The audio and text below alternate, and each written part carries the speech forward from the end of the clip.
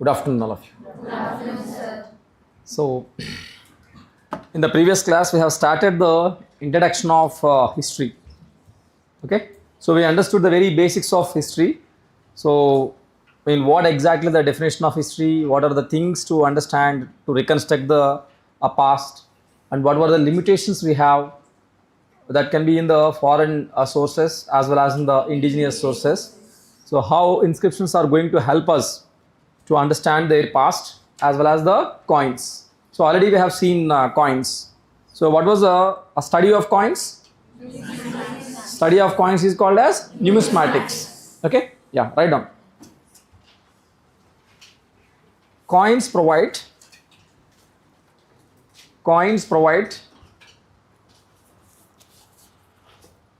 valuable insights. Coins provide valuable insights about political, social, economic and cultural conditions of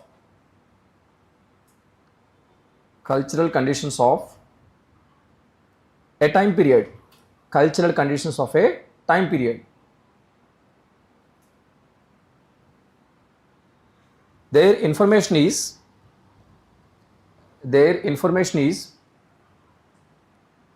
most reliable because they were contemporary sources.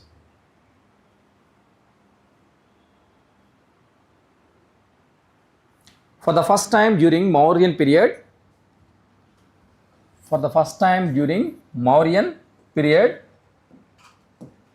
punch marked coins were used.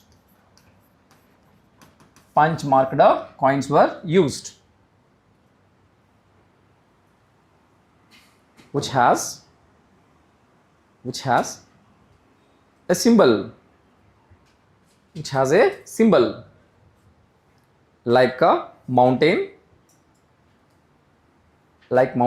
comma, crescent,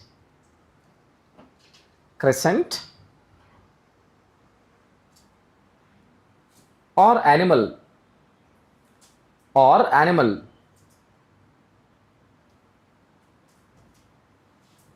They did not provide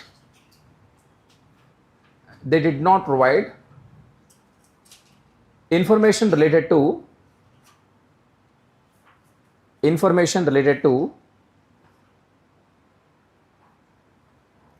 kings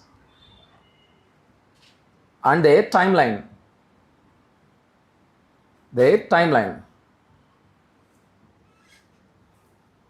For the first time, Indo-Greeks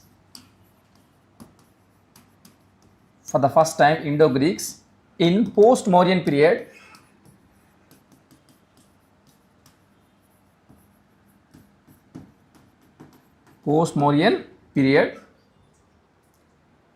issued double die-struck coins.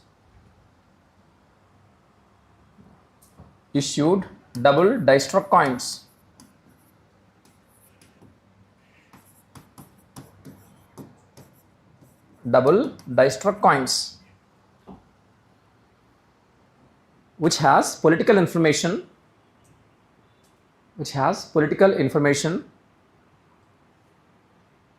like a name, image, year of a king.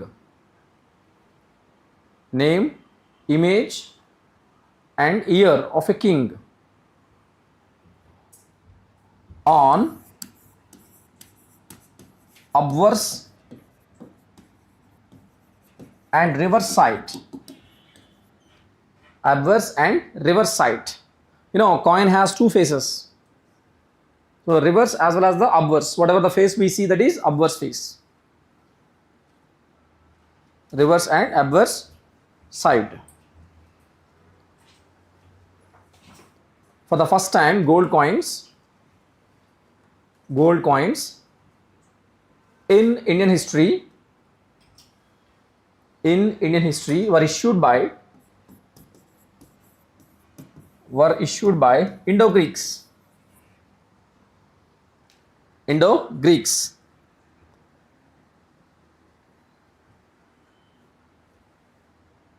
In ancient period, large number of gold coins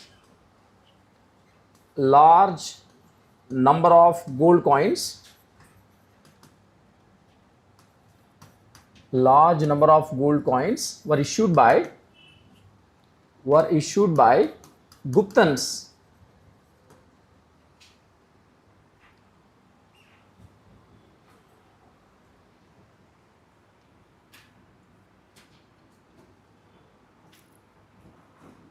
But Kushan's gold coins, next point. But Kushan's gold coins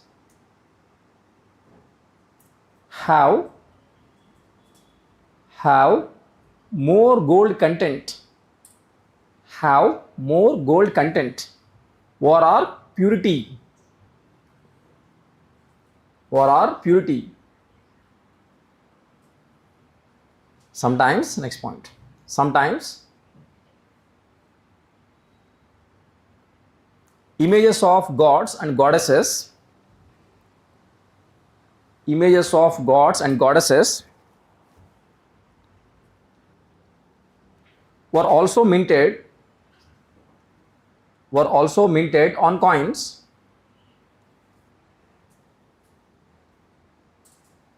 which highlights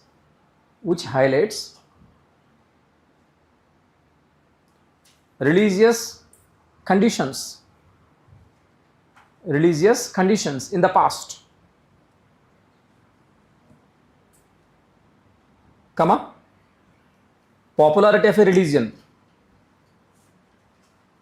popularity of a religion, popularity of a religion.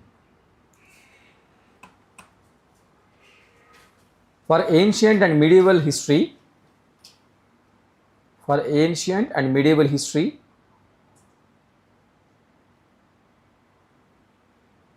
coins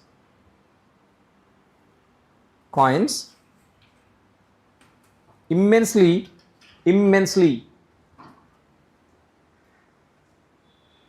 helps us.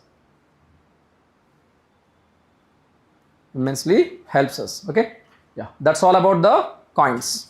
So we have the two different sources. One is literary sources, another one is archaeological sources. So apart from these inscriptions and coins, we have the human skeletons, the pottery, the kind of pottery we have used, the kind of ornaments we got.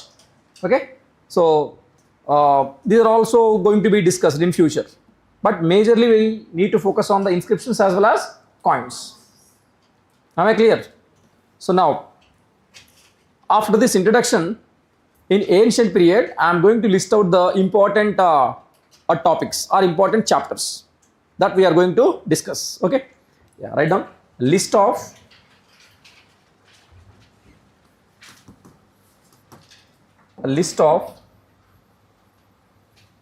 chapters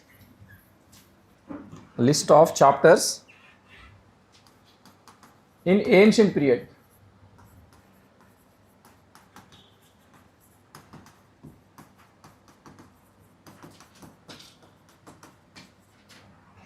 In ancient period. First one, we start with the prehistoric cultures.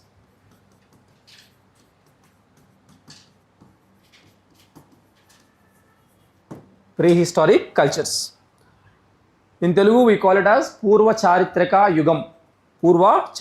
Yugam. Okay, and the second chapter is Indus Valley Civilization.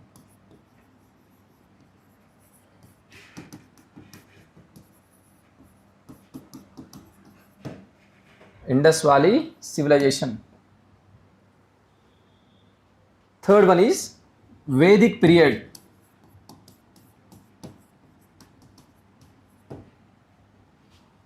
Fourth one,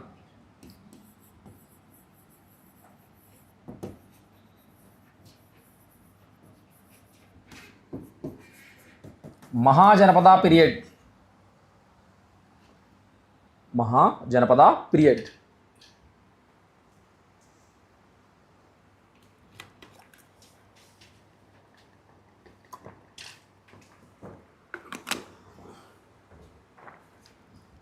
Fifth one, the Mauryan Empire.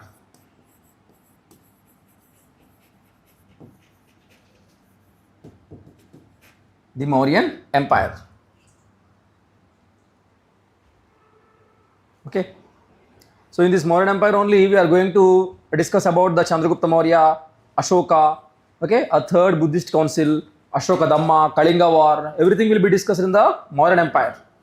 So once this Mauryan Empire collapsed, in its place you see the rise or emergence of foreign kingdoms as well as the indigenous kingdoms.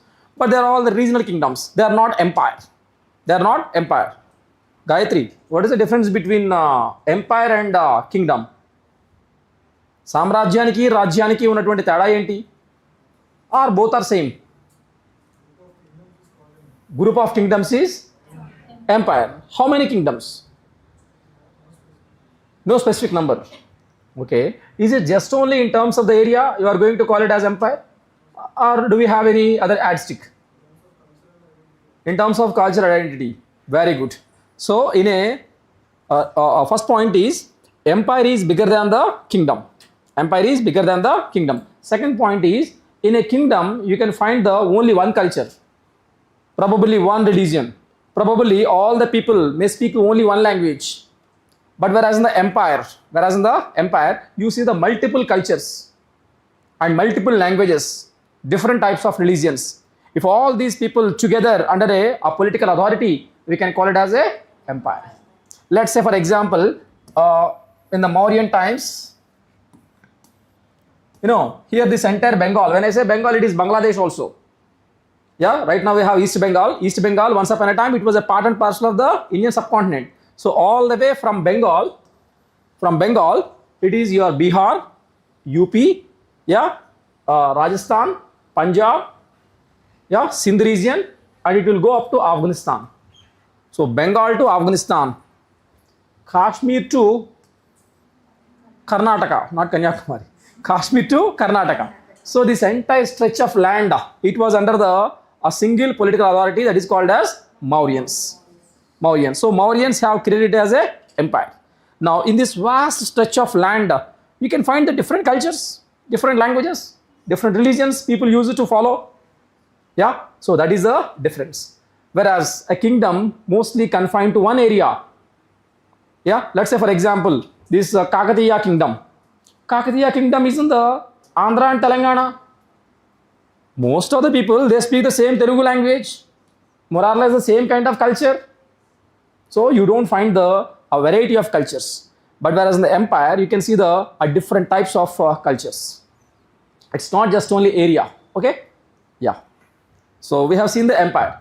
So after this Mauryan Empire collapses. In its place, you can see the growth of small regional kingdoms. Some of them foreign kingdoms, some of them are the indigenous kingdoms. That will be discussed in the 6th chapter called post-Mauryan period. Post-Mauryan period. Okay? Yeah, next, 6th chapter.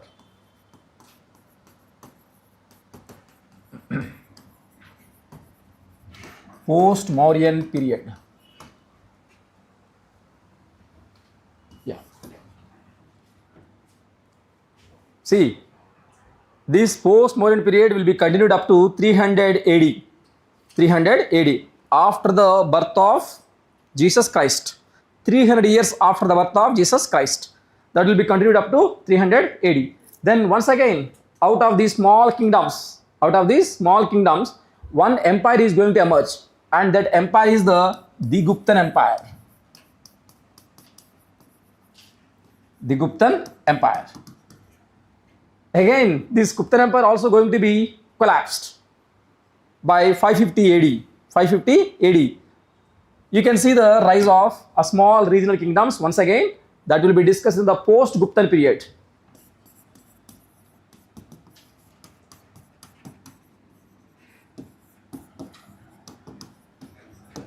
Post-Guptan period.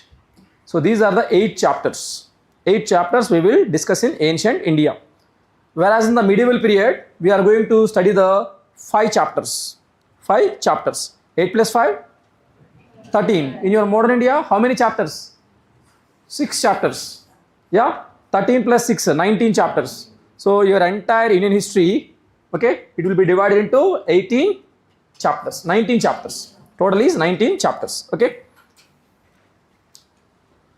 If you ask me how this history is and how or why these kingdoms are emerging as an empire and once again they are disintegrating. If you observe the very pattern of Indian history, the very saga of Indian history, you see a point of time, all the regional kingdoms. Let's say for example,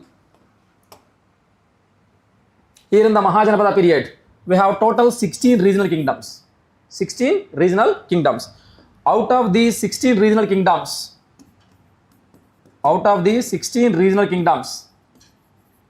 one kingdom emerged as an empire. That is Magadha. from the center of Pataliputra. After this Magadha, at the same place, Mauryan Empire was formed. And this Mauryan Empire will be like,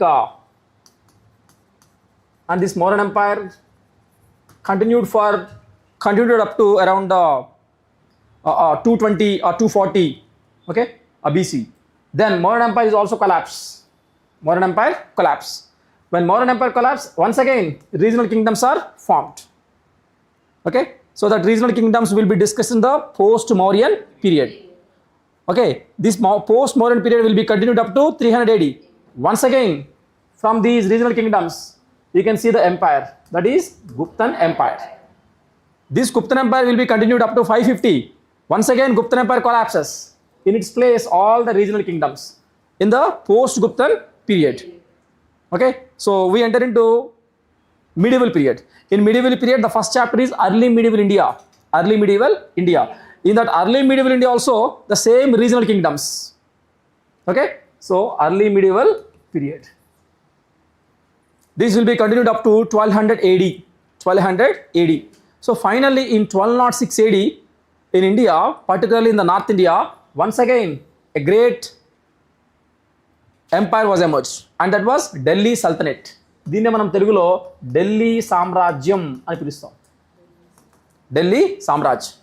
So this Delhi Sultanate was continued from 1206 to 1526 AD. 1526 AD. Okay, by 1526 AD, this Delhi Sultanate collapsed. Mughal Empire was formed. Mughal Empire was formed. Actually, it was completely collapsed in 1526. But Muhammad bin Tughlaq onwards, you see the decline of Delhi Sultanate. So gradually Delhi Sultanate has been declined from Tughlaqs onwards. Tughlaqs onwards. Tughlaqs are the different dynasties which ruled over the Delhi Sultanate. Slave dynasty, Khalji dynasty, Tughlaq dynasty, Sayyid dynasty, Lodi dynasty. So that is how you have the 5 dynasties. So these 5 dynasties rule the Delhi Sultanate. Shravani. Then what is the difference between dynasty and kingdom? What is the difference between dynasty and kingdom? Yashaswini. How do you differentiate? Yeah. Dynasty is ruled by the... Then what about kingdom? Kingdom is very simple, my dear. What's your name? Harsha. Yeah, Harsha. Kingdom is nothing but territory. Kingdom is nothing but territory. Okay, this territory was ruled by the different families. Yeah, initially slaves, then Khaljis, then Tughlaqs. Okay, so this is how something like after 1947, India became independent, democratic nation. Okay, in the last 80 years, for quite some time, Congress party has ruled us. After then, Janasangh was formed. Then BJP came to power. There were some coalition parties, they ruled. Then BJP came to power. So you can equate these political parties with the dynasties. So dynasty is nothing but ruling family. Okay, so this ruling family rules so and so territory, so and so kingdom for quite some time. Once that family ended, new families are going to enter. Are you getting my point or not?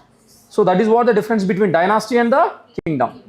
Okay, so now this Delhi Sultanate collapsed. When Delhi Sultanate is disintegrated, particularly in our South India, Telangana, you see the rise of small kingdoms like Nayakas, Padmanayakas. Padmanayakas from the Rachakonda region, Nalgonda region. Yeah? Anyone from East Godavari? No one? Unna meer chepparandi. I know that. So from Godavari region, we have the Rekapalli. So Rekapalli, Bhadrachalam, Khammam. In these regions, we have a small kingdom called, a small family called Musunuri Nayakas. Musunuri Nayakas. That family has ruled. Anyone from Guntur? Yeah. In your Guntur, there is a region called Kondavidu. Do you know Kondavidu? Okay, Kondavidu was ruled by the Reddy Rajas. Kondavidu was ruled by a family called the Reddy Rajas. Yeah. In the same time period, if you go to Karnataka, there is a place called Hampi. Or you can call it as a Vijayanagara. So that Vijayanagara was ruled by the many kingdoms, many dynasties. Vijayanagara was ruled by the many dynasties. So when Delhi Sultanate is collapsing day by day in the North India, here in the South you have the small kingdoms. Okay, so Vijayanagara contemporaries in the Deccan region are the Bahmanis, Bijapur, Ahmednagar, Golconda. No need to worry, all these names will be familiar with you. Yeah, just listen these names, that's it.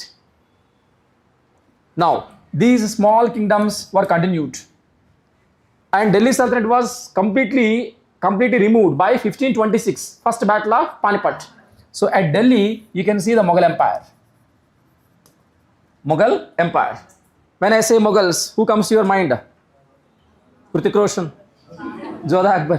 No, the founder of Mughal Empire is Babur. Babur was followed by Humayun.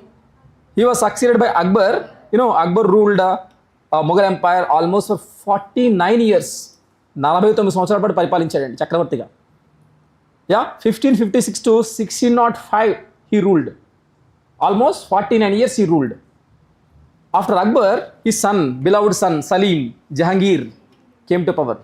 Jahangir was followed by Shah Jahan. Yeah, I can feel that vibration when you say Shah Jahan. Yeah, so Shah Jahan was followed by Aurangzeb. They are all the powerful Mughals. Nobody has touched them. From Babur to Aurangzeb, Mughal Empire was so strong. Yeah, after the death of Aurangzeb, you see the decline of Mughal Empire. When Mughal Empire was disintegrating, you see the formation of Maratha Kingdom. So your Mughal Empire was completely ended by 1857 Sipais revolt. 1857 సిపాయిల తిరుగుబాటుతో ఏదైతే మొఘల్ సామ్రాజ్యం ఉందో ఆ మొఘల్ సామ్రాజ్యం కంప్లీట్గా collapse అయిపోతుంది. Okay, after the Mughals who is going to form the kingdom or empire? Marathas are going to disappear by 1819. Yeah, Marathas have their own problems. I'll discuss later. What are the problems of Marathas? Why they could not form the empire? How they missed the chance to form the empire? Yeah, it's not the Marathas, they formed empire.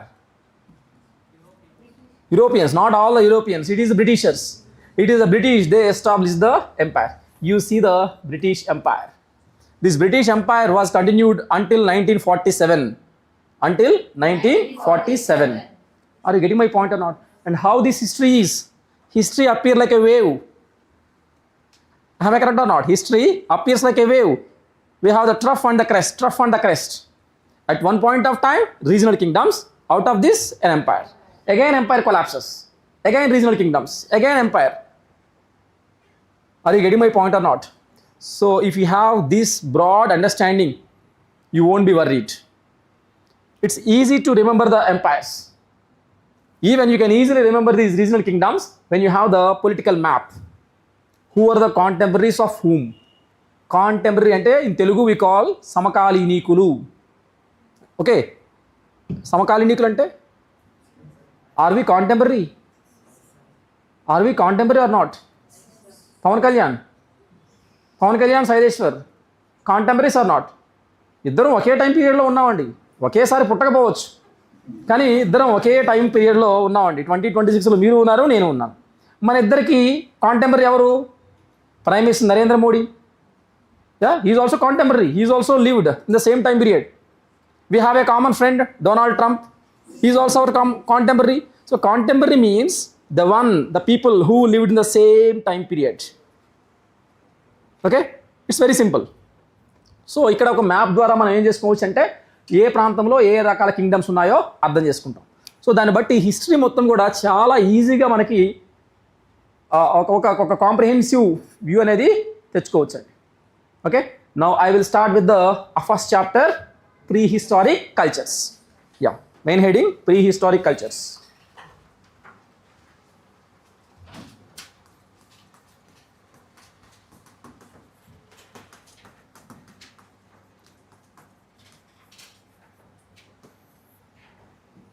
Prehistoric cultures.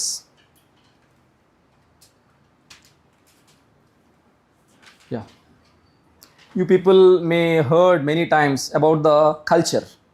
What do you mean by culture? What's your name? Divya. చెప్పండి, culture అంటే in Telugu we can call సంస్కృతి అంటాం తెలుగులో. What do you mean by culture? సంస్కృతి అనగానేమి? Traditions and customs. Okay. Tarun, set of beliefs. Yeah. What's your name, my dear? Yeah, you are the one. Yeah. Name peru? Jaypal. Jaypal. Yeah, Jaypal. What is culture? Where they? The way they live. The way they celebrate festivals and all. You are absolutely correct. Culture is very simple. Our way of life. Our way of life.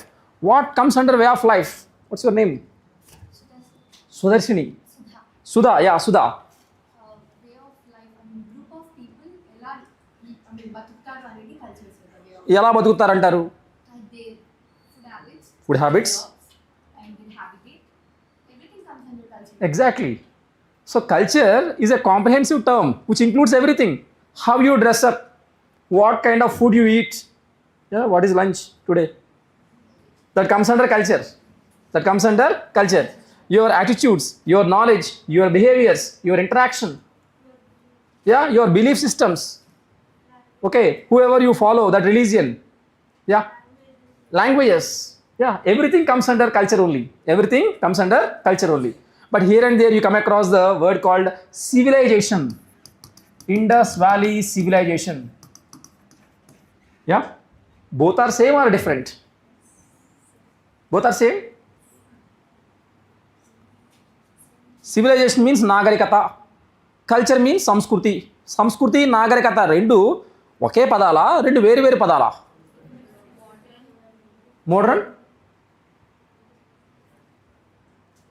Shruti. Advancement of culture. Very good, my dear.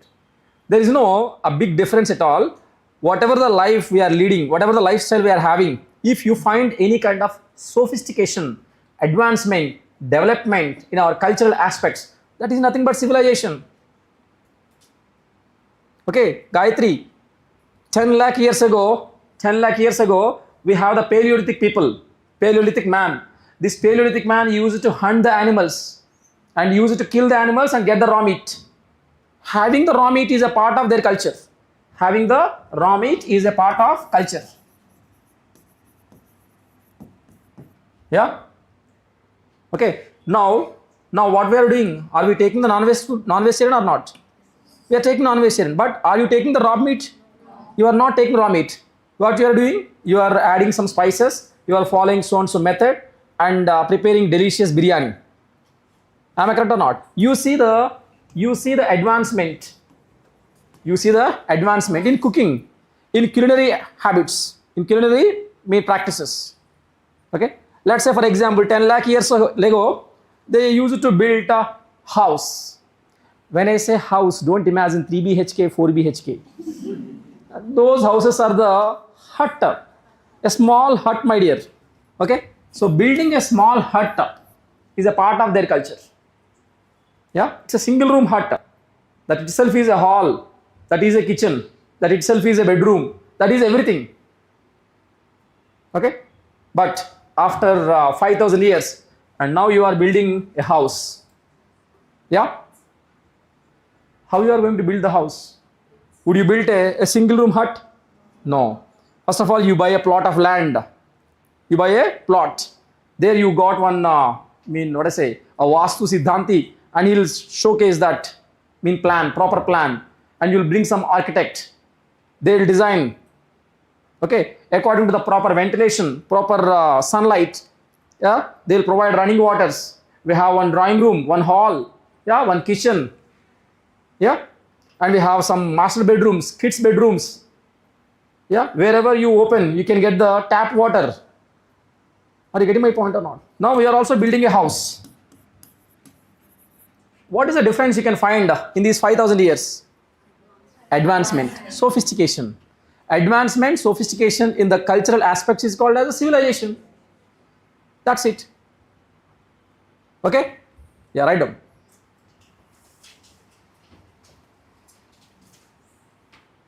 Culture refers to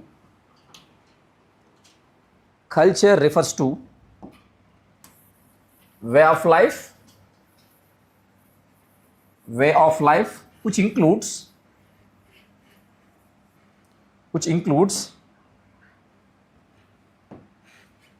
dietary pattern,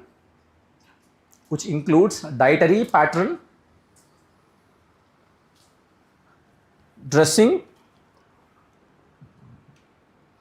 knowledge, behavior,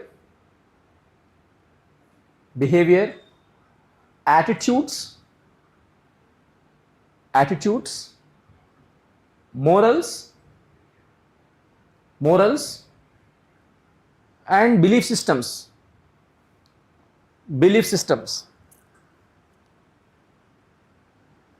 Next point, advancement,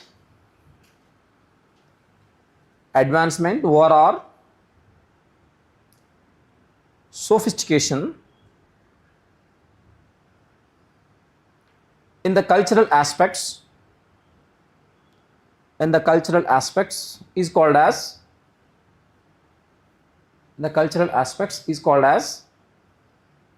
civilization.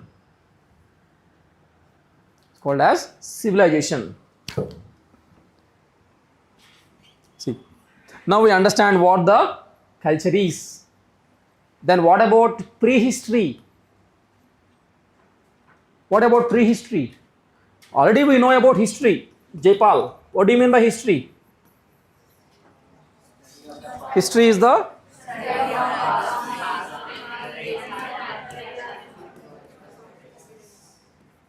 there is a beauty in chorus. Yeah, when you make a chorus, okay, I can't find out what you are saying. Yeah, if you increase the volume, I thought that whatever you said, that is correct. Yeah, fine. History is nothing but it's a study of past on the basis of literary and archaeological evidences. Let's say, for example, 10 lakh years ago, 14 lakh years ago, okay, our Paleolithic man, he had not created script. He had not invented script, so that he could not write, he could not create any kind of books. But I want to study his past. How can I study their past? Only on the basis of archaeological sources. So, in prehistoric times, script is not available, texts are not available. Okay, in order to understand their past, I have to depend upon only archaeology. Such period is called as the prehistoric period. So, in a period where the script as well as the texts are not available or absent, okay, you depends upon only archaeology to understand their past. Such period is called as the prehistory. But in between historic period and prehistoric period, there is one more segment, one more transition phase, and that transition phase is the proto-history. In this proto-history, script is available. Here and there, some texts are also available. But the point here is, we are not able to understand your script. We are not able to decipher your script. See, some of the boys, they write their notes. That is something like Indus Valley script. Except you, nobody can understand your script. Okay, so here the point is, script is there. Texts are also there, but we are not able to decode their script. So that we have to depend upon the archaeology only. So such stage is called as the proto-historic. So broadly we can divide the periods into three. One is prehistoric, proto-historic and historic. Now you understand what the prehistoric cultures is, the title name. Okay, write down. Past can be broadly categorized into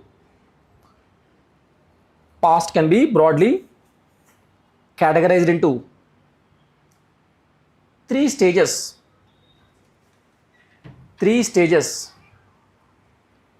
Yeah. First one, prehistoric.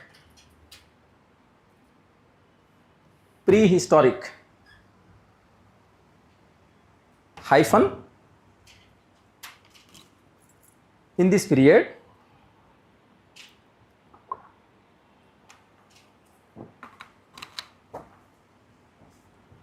Script and text are absent. Script and text are absent.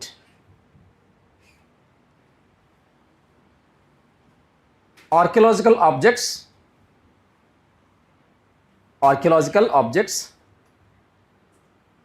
are the only source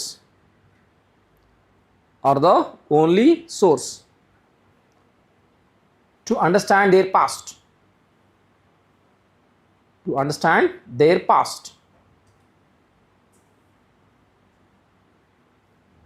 14 lakh years BC to 14 lakh years BC to 2500 years BC. 14 lakh years BC, before the Christ to 2500 BC. 2500 BC. Yeah. Next, protohistoric.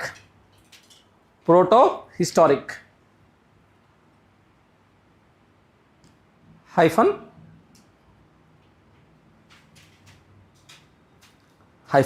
In this phase,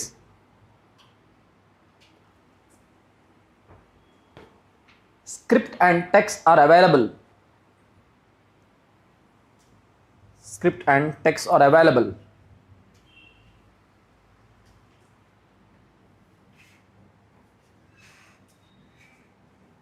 But script was not yet deciphered.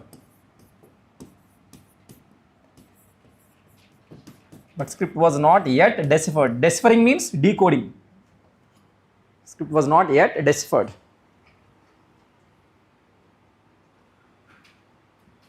Therefore, archaeology is the only source.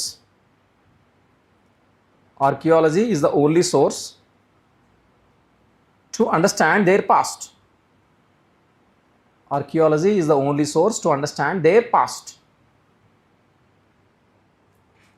Example: Indus Valley civilization.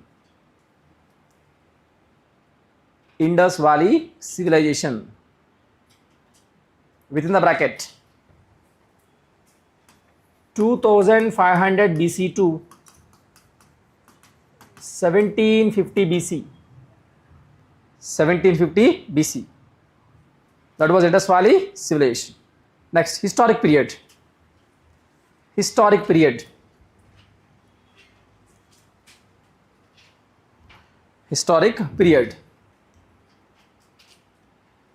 Hyphen.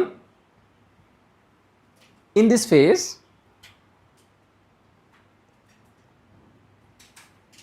script and text are available.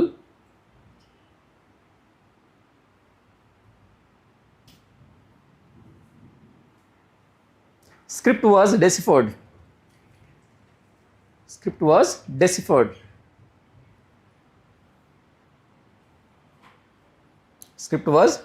Within the bracket, 1500 BC to 1500 BC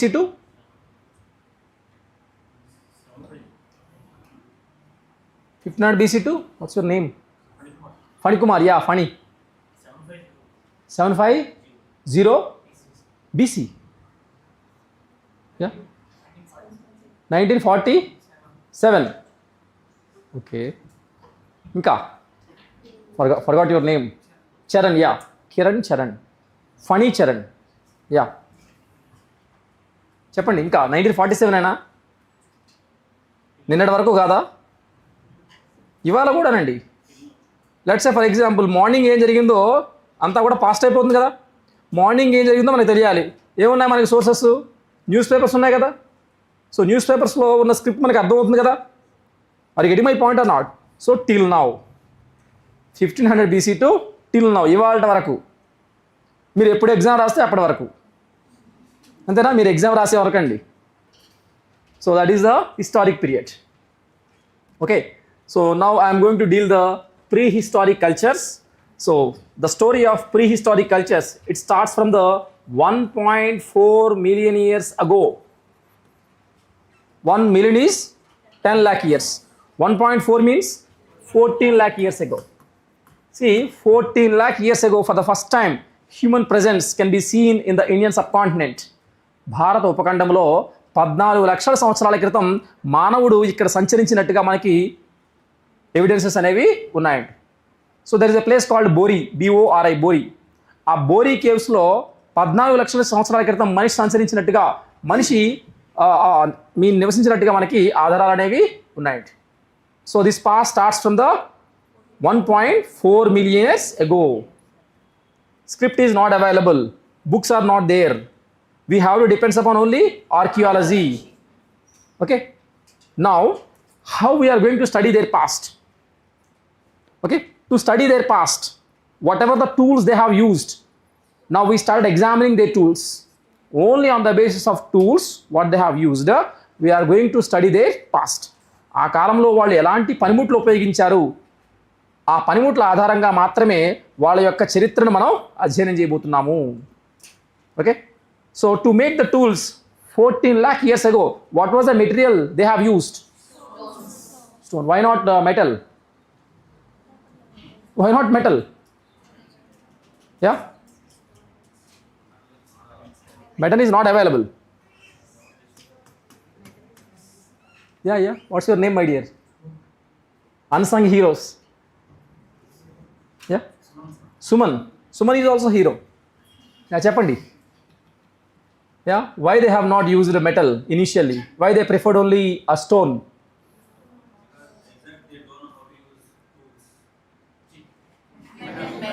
Metal. See, metal is available as a ore, ore. ముడి పదార్థంగా ఉంటుందండి. ఆ ముడి పదార్థంగా ఉన్న దాని నుంచి you need to extract a pure metal. So that requires a process. Yeah, you need some knowledge, you need some know-how. We don't know initially. So that abundantly available material is the stone. So with that stones they used to make the tools. So this age is called as the Stone Age. This age is called as the Stone Age. Now within the stone tools also, there is a difference. Initially they have used the crude tools, crude, rough, large tools. Yeah, then gradually they started reducing the size, started using the refined tools on the basis of the tool technology, tool making technology. This Stone Age can be further divided into three types. A, Paleolithic age. Yeah, you know very well. Next one is Mesolithic age. And C is Neolithic age.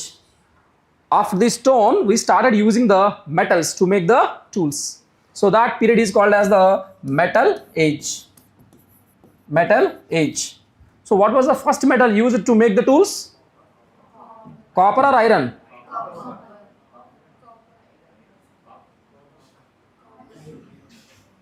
Somebody first saying that copper, then switching to iron. Whoever said first iron, then they shifted to copper. Yeah. So what is the first metal used to make the tools? It is the copper. So that's why it is called as Chalcolithic age. Okay. After copper, we started adding some tin to the copper, and we are making an alloy. That alloy is the bronze. Then we started using the bronze tools. It is called as the Bronze Age. Sorry, not tin. When you mix lead to the copper, you can get the bronze. Then after this Bronze Age, we started making the iron tools. So that's why we have Iron Age. So broadly, we have the two ages. One is stone tools, Stone Age. Second one is Metal Age. Within the metal, copper, bronze, and the Iron Age. But the question is, why they have not manufactured iron tools first? Why they could not manufacture iron tools initially? Why they preferred only copper? Yeah, which is abundant in India, copper or iron? Iron is abundant in India. You can go to Chhattisgarh, Jharkhand. In all these regions, we have the iron only. Yeah, though iron is abundant, we made the copper tools initially. Why was it so? The melting point for iron is very high while compared to copper. Excellent, my dear. When you compare both the copper and iron, iron's melting point or smelting point is high. Okay, it requires around 1500 degrees centigrade temperatures to 2000 degrees centigrade temperatures to smelt the iron. But for copper, if you can give the 800 to 1000 degrees centigrade temperature, it could easily melt. So it's easy to make the copper. It's easy to make the copper tools. But you have copper axe and the iron axe. Which is strong? What's your name? Usha. Rushita. Okay, Rushita. Which is strong, copper or iron? Iron axe. Okay. So once iron entered into our lives, then the very lifestyle, then the very development has been completely revolutionized. Completely revolutionized. Okay. So write down.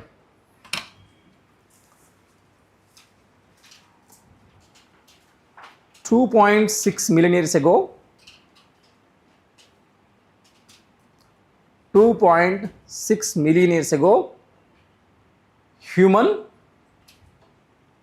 human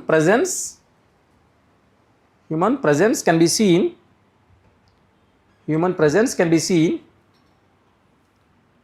in African continent,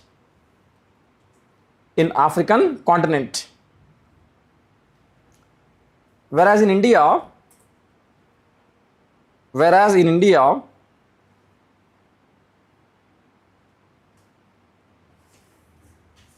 1.4 million years ago, 1.4 million years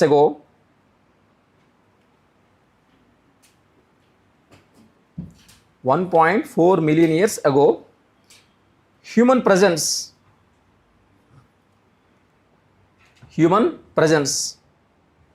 was identified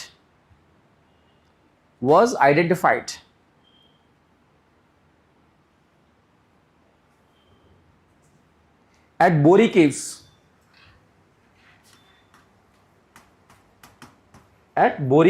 In Deccan. At Bori caves in Deccan.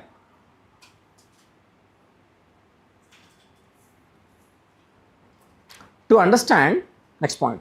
To understand past of these people,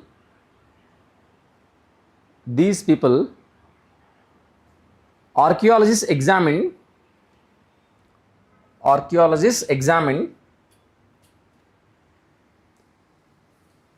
tools what they have used. Archaeologists examine tools what they have used.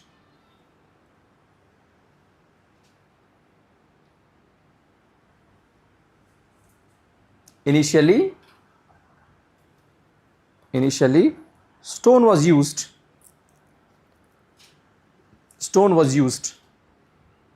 to make the tools. Therefore, it is called as Stone Age.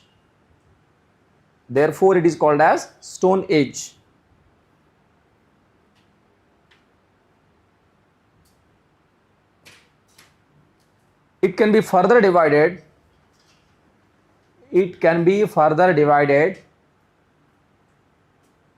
into three categories on the basis of tool making technology.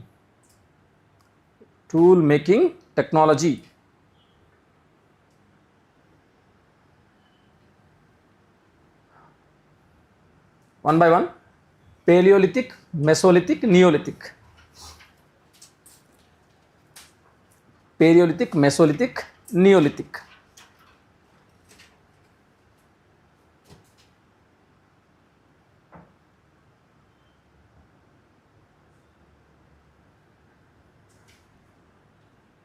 After stone,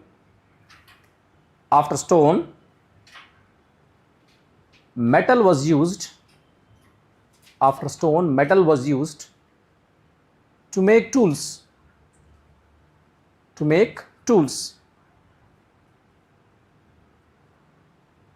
Firstly, they used copper. Copper, it is called as Chalcolithic age.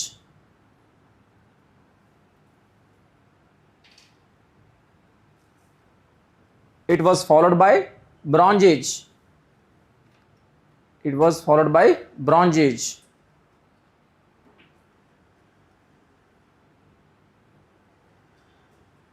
It was succeeded by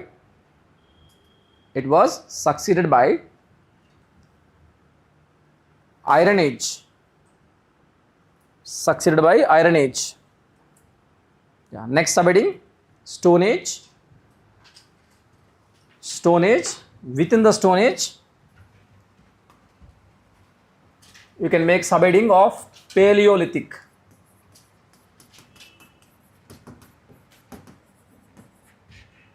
Its timeline is 1.4 million years BC, before the birth of Jesus Christ, to 10,000 BC. 10,000 BC. See, why are we calling it as a BC AD? You know, the very subject of history has been developed during the British times. You know, Britishers have collected our sources, our texts, our literature, and they started arranging it as a subject. Okay, in order to understand, in order to properly verify the things what happened, so you need a timeline. You need a timeline. So what they have taken? They have taken the birth of Jesus Christ as a standard.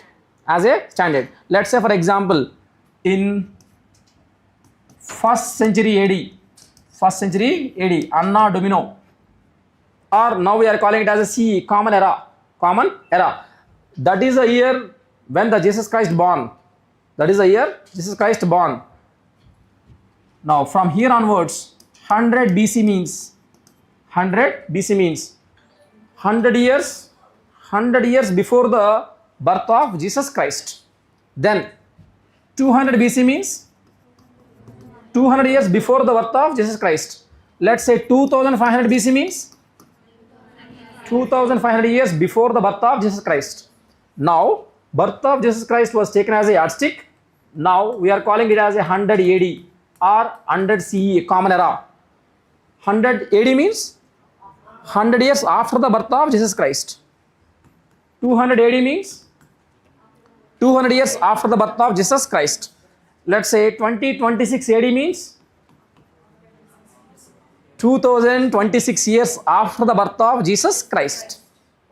Okay, so that's why when you are dealing with the BC, okay, the timeline is gradually declining.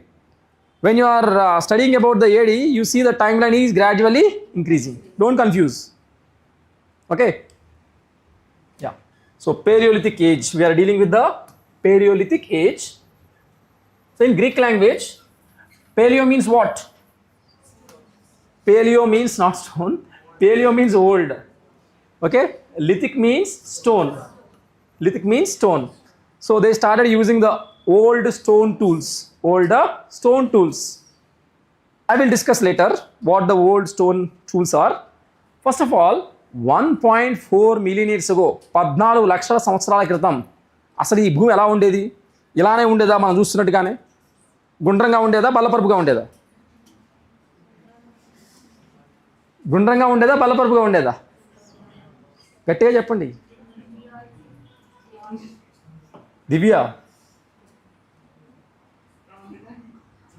రౌండ్గానే ఉండేదా? Geoid షేప్లో ఉండేది. కానీ ఇప్పుడున్నంత హాట్గా ఉండేది కాదండి. Temperatures were very low because earth was in the Pleistocene age.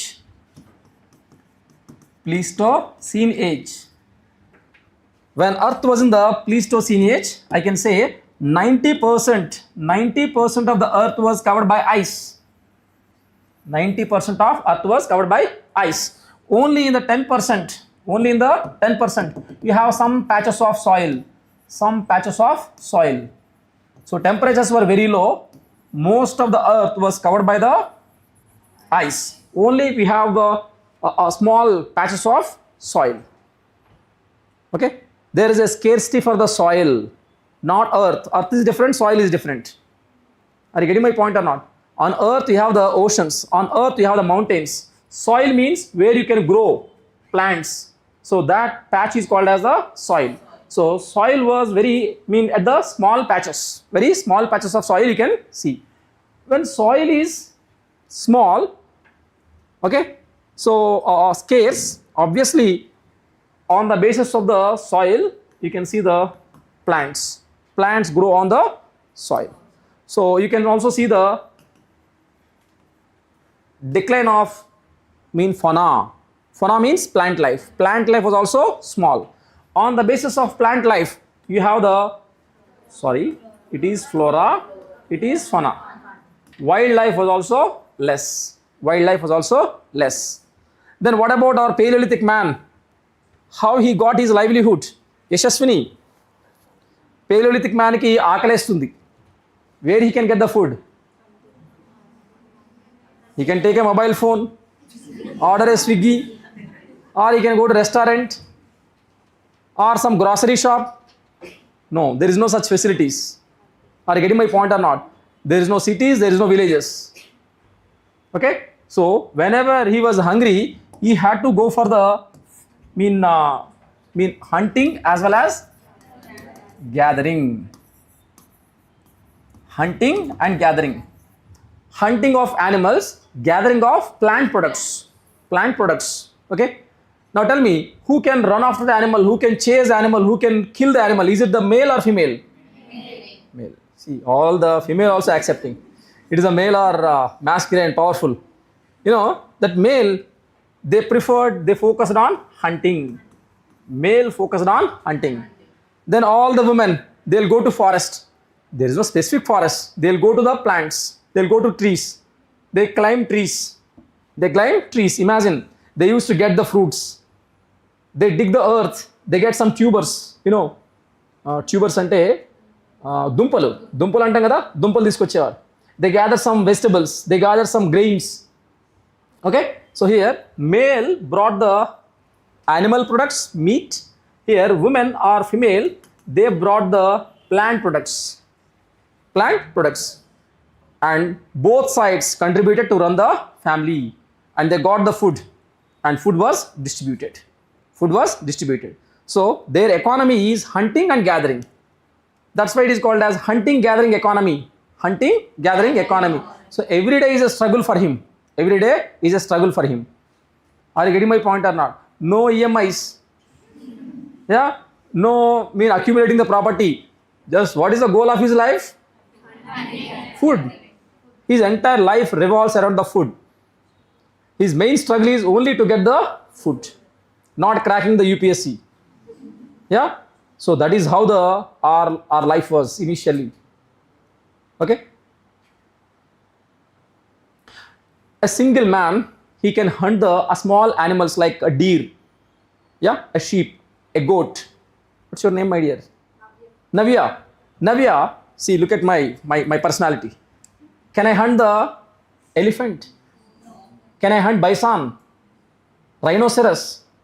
Yeah, if I have to hunt a rhinoceros, bison, elephant, what I have to do? As an individual, I cannot hunt. What I have to do?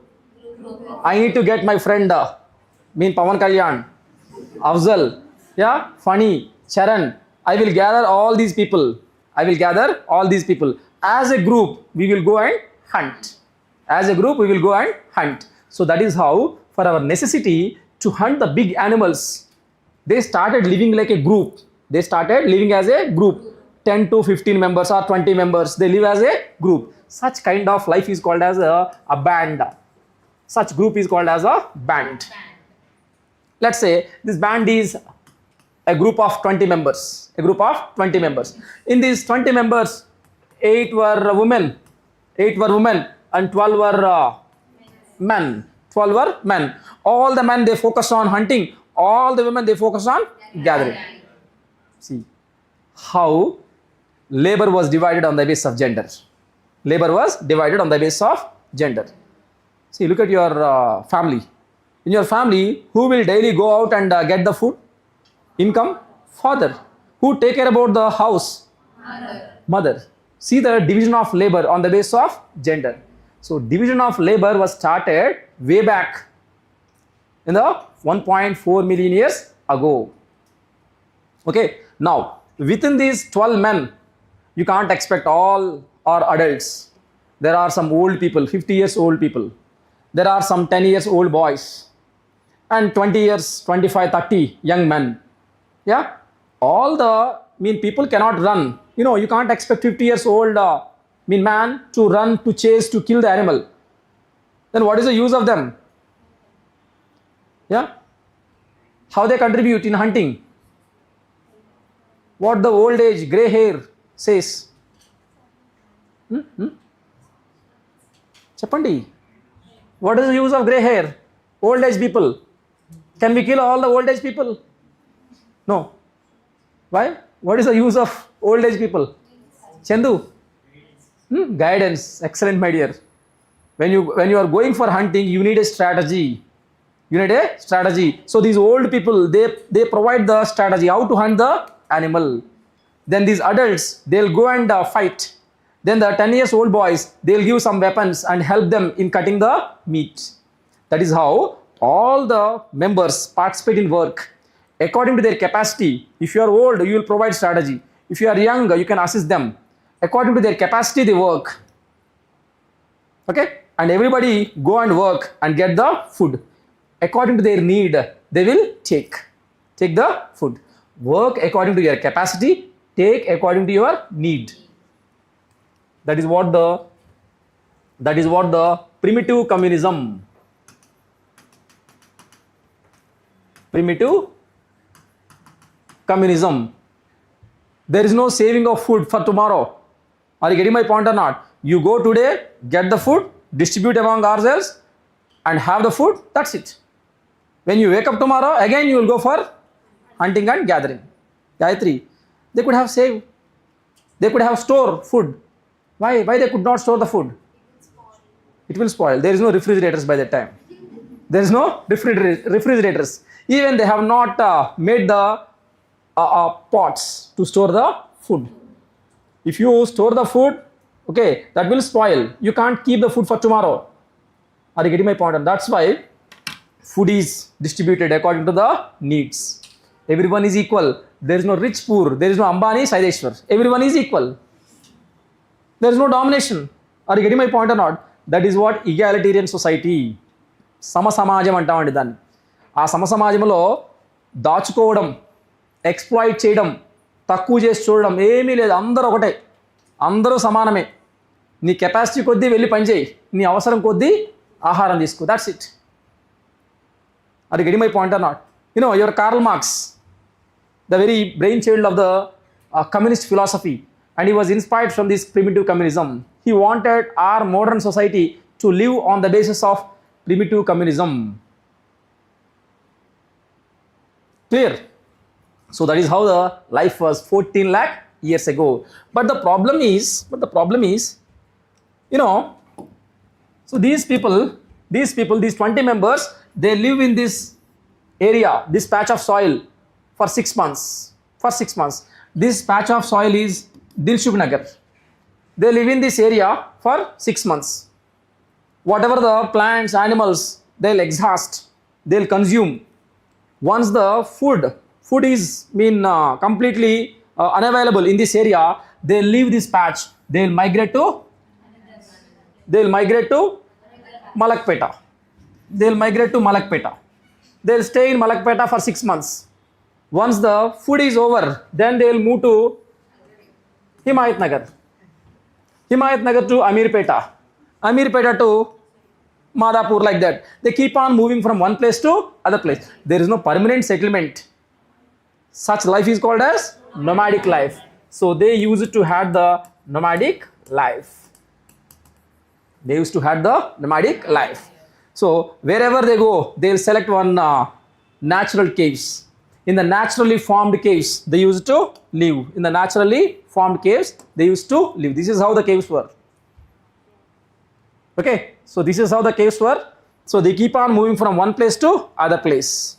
So I said, this is how our journey started. Don't think that they are aliens, they are our ancestors. 14 లక్షల సంవత్సరాల క్రితం అక్కడి నుంచి మనం వచ్చామండి. Are you getting my point or not?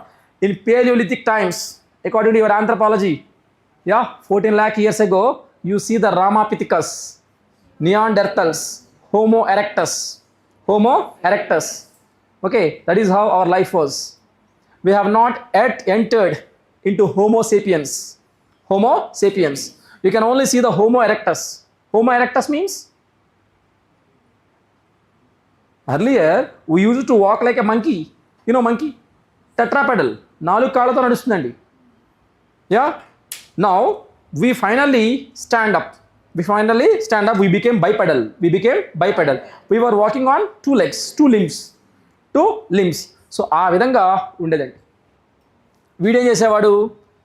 This is how he used to make tools. He'll take 2 stones like a quartzite stone, chet, agate kind of stones, and he make the chipping, wrapping and making it as a sharp tools. In Paleolithic times, they used to have these 3 kinds of tools. One is hand axe. And how this hand axe is? Rough, crude. Okay? So this hand axe weight is around 5 to 6 kgs. Imagine Paleolithic man, he hold that hand axe and run after chasing the animal. With that hand axe, he used to kill the animal. Okay? Now, once you kill the animal, you need to remove the skin. To remove the skin, you need the cleaver. So this cleaver is having the sharp edges. With the sharp edges, they'll remove the skin. Now you got meat. That meat need to be properly distributed. So you have to chop the meat. That's why here we have the chopper. So with that chopper, they used to cut the meat. Hand axe, cleavers and choppers. Cleavers and choppers were used. That's why it is called as a Paleolithic age.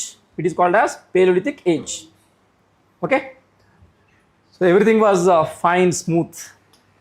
But the point here is, when Paleolithic man was living in his caves, he had faced 3 challenges. First biggest challenge what he faced is, he was suffering from zoonotic diseases. Zoonotic disease means animal, means source based diseases, because he used to consume the raw meat. The animal is the source of viruses and bacteria.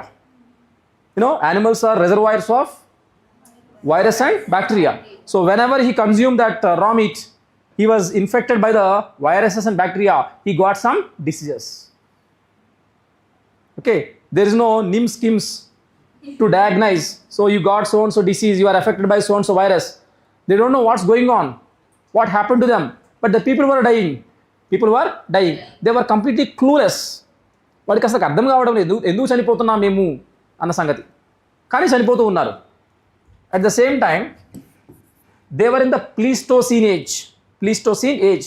Earth was covered by ice. 90% of the earth was covered by ice and harsh winters. Particularly during the night time, temperatures dropped into minus 10 degrees centigrade temperatures. Harsh winters. Tell me, my dear, you people are adult, younger. You can withstand the harsh winters. Then what about the old age people? Can they withstand cold temperatures? They can't. So old age people were dying. There were some infant babies, 1 month, 2 months, 5 months babies, they could not withstand. Then what about the pregnant women? They cannot survive in that cold winters. So because of these cold winters, hundreds of people died. Okay? I told you that they used to live in the naturally formed caves or natural caves. When they slept in that naturally formed caves during the night time, suddenly wild animals entered. You can see the wild animal attacks. Wild animal means? Navya. What are the wild animals? Women, children. So they are not wild animals. Okay. Wild animals are tiger, lion. They are all the wild animals. Now these wild animals have a specific what do I say, a quality like they can smell. They can easily smell. Even if the prey is 500 meters away, they can easily smell. Yeah, they'll enter into the cave. Have you ever seen tiger? Funny Kumar. So no, at least in movies, TV. Yeah. So the tiger is around 300 kgs, but you are just only 70 kgs weight or 80 kgs weight. Imagine when you are in the cave, the tiger pounces and attack the people. So in the wild animal attacks, people were dying. They could not protect themselves. Imagine if this trend continue for a long time, the entire human race is going to extinct. On the one hand, zoonotic diseases. On the other hand, cold temperatures or harsh temperatures, as well as the wild animal attacks. Who is going to save them? Who is going to save them? Who is the Messiah? Shruti, who is the Messiah? Who is going to save the human race? Fire. Very good, my dear. So, Paleolithic man, he invented fire. Invented fire. Who told him invent a fire? ఎవరు చెప్పారండి? అగ్ని కనిపెట్టు అని చెప్పేసి, నిప్పును కనిపెట్టు అని చెప్పి ఎవరు చెప్పారు ఆయనకి? ఎవరైనా చెప్పారా? ఎవరు చెప్పలేదా? మరి ఎలా కనిపెట్టాడంటారు? For every invention observation is the basis. ప్రతి గొప్ప ఆవిష్కరణకు నాంది మూలం ఏంటయ్యా అంటే మన యొక్క పరిశీలన. Paleolithic man, he started observing the nature. All of a sudden there are some forest fires. All of a sudden there is a lightning. Once he was observing, there were two flint stones. They were rapping, and suddenly a fire was created. Now he said that, why can't I experiment it? He started taking the two flint stones and rapping it. Finally he got the fire. Now once you got the fire, whatever the raw meat he had, that raw meat was thrown into fire, started taking the burnt meat. Okay, once you throw the raw meat into fire, all the virus, bacteria, they die, and you started consuming that fresh, healthy raw meat. Are you doing right now? No. What about kebabs? Yeah, you people are having the kebabs. Just you are adding some spices. What is kebab? Earlier, we started taking the burnt meat, the same version. Okay? Now, whenever he used to sleep in the natural caves, he lit a fire in the cave. Now, that fire is going to warm the temperatures. Pregnant women, infant babies, old age people, yeah, they were being saved by the harsh winters. And third thing is how to handle these wild animals. He started observing animal behavior. When he was observing animal behavior, he found that wherever there is a fire, animal cannot touch, cannot enter. So what he was doing, in the entrance of cave, he lit the fire. When the fire is there, wild animal would not enter. That is how he got safety from the wild animal attacks, harsh winters, as well as the zoonotic diseases. So in the mankind, the biggest invention is not artificial intelligence, is not quantum computing, is not internet. Yeah, what is the basis for our human civilization? It is the invention of fire. Okay? Yeah.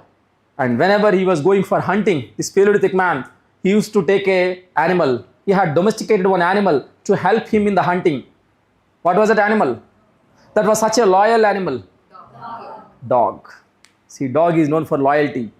That's why all the women wanted dog-like husband. How the husband should be? Husband should be loyal. Husband should be subordinated. Okay? In fact, dog is one of our favorite pet.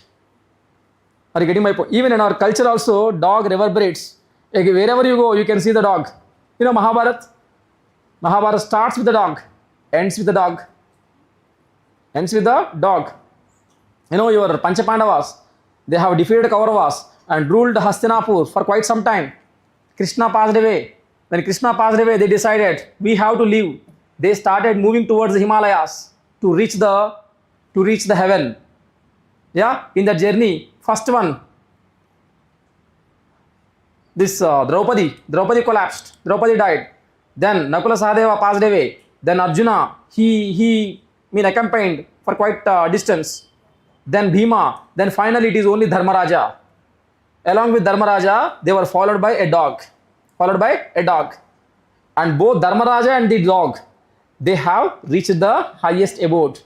Then Indra came, invited Dharmaraja, please come to Swarga, heaven, with your human body. Generally, we are not permitted to enter into heaven with this human body, but only Dharmaraja was given. Okay, then Dharmaraja said, okay, I'll come, but along with me from Hastinapur, this dog is also following us. Yeah, please allow this dog also, otherwise I won't come, because it's a constant companion. Indra said that you got only permission, the dog has no permission. Dharmaraja said that if you don't allow the dog, I won't come to your heaven. Are you getting my point or not? Then Indra acclaimed, praised his way of dharma, and finally this dog turned into Yama. Yama is known for the dharma, Yama Dharmaraja. Okay, so ekkada chusina sare dog untundandi. But there are some historians, they questioned, no, it's not the dog. First of all, they domesticated wolf, wolf తోడేలు. కొంతమంది ఏమంటారంటే మొదటగా మానవుడు మచ్చిక చేసుకున్నటువంటి జంతువు dog కాదు, wolf అంటారండి. Can you believe this? What kind of animal wolf is? Is it loyal? Wolf is not loyal. Point number 1. Wolf is not submissive.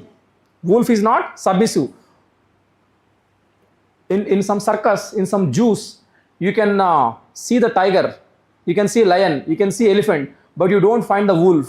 Why? You can't tame the wolf. You can't subordinate the wolf. That's why you don't find wolf. Yeah, wolf is independent, autonomous. Wolf don't want to be submissive as a slave under so and so master. Clear? Write down.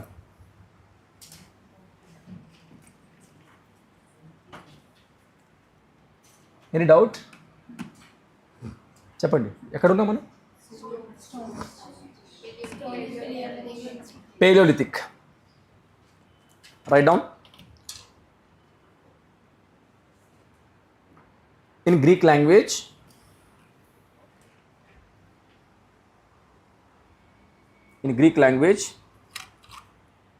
paleo means old.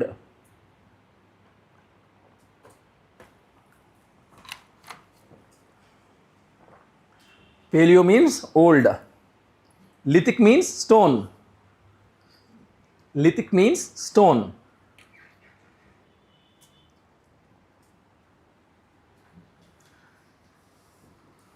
Earth was next point. Earth was in Pleistocene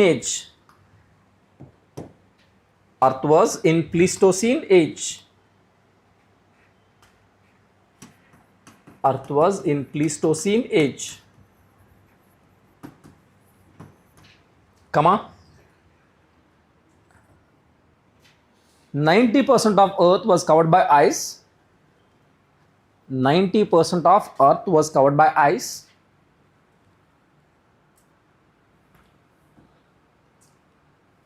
Small patches of soil is found.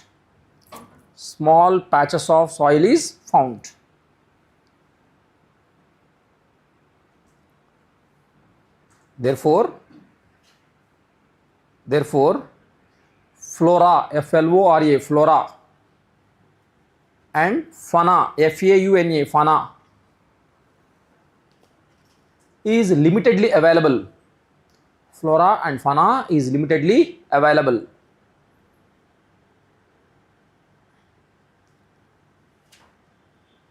They got livelihood. They got livelihood by hunting and gathering. Hunting and gathering. Therefore, it is called as. Therefore, it is called as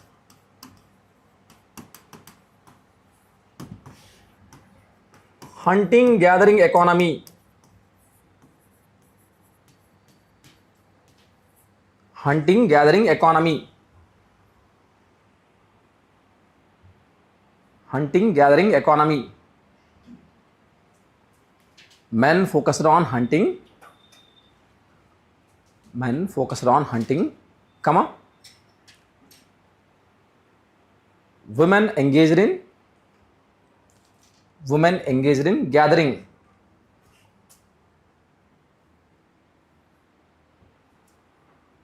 For the first time, labor was divided.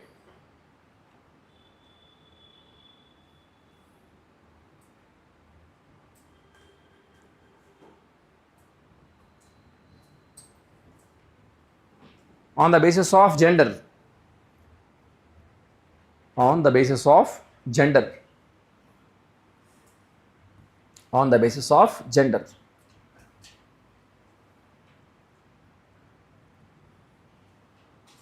They migrate from one place to other place. They migrate from one place to other place in searching for food.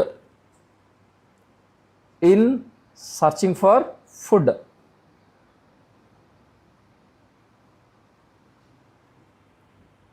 For food.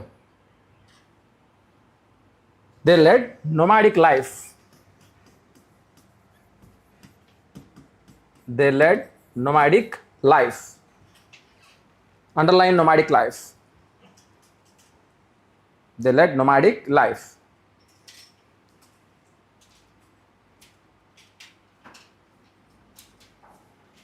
To hunt large animals. To hunt large animals.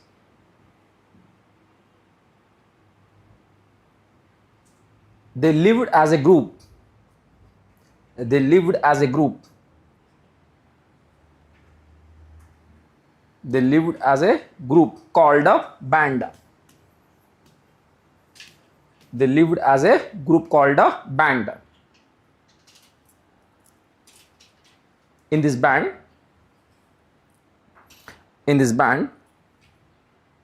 people work according to their capacity. People work according to their capacity and take according to their need. According to their need. It is called as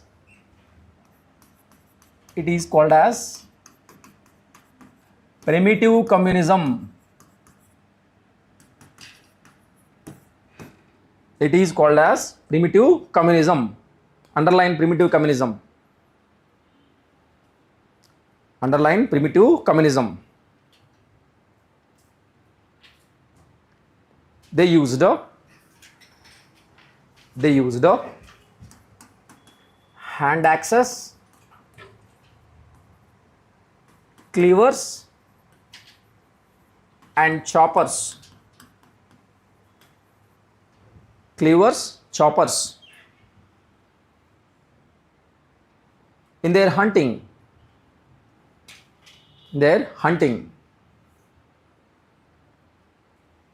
These tools were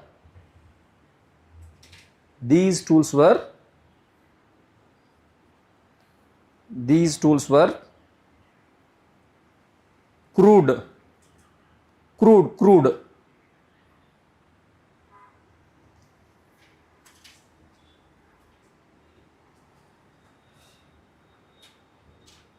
To help him in hunting.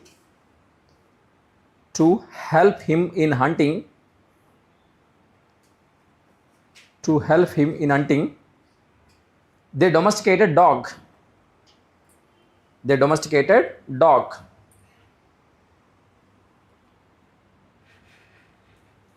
Next point. In order to save themselves, from zoonotic diseases,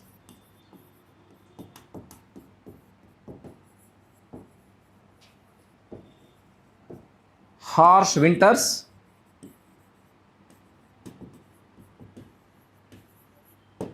and wild animal attacks,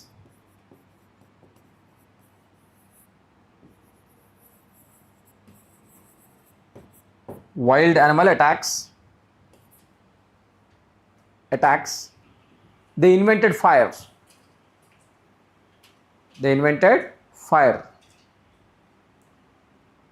Note,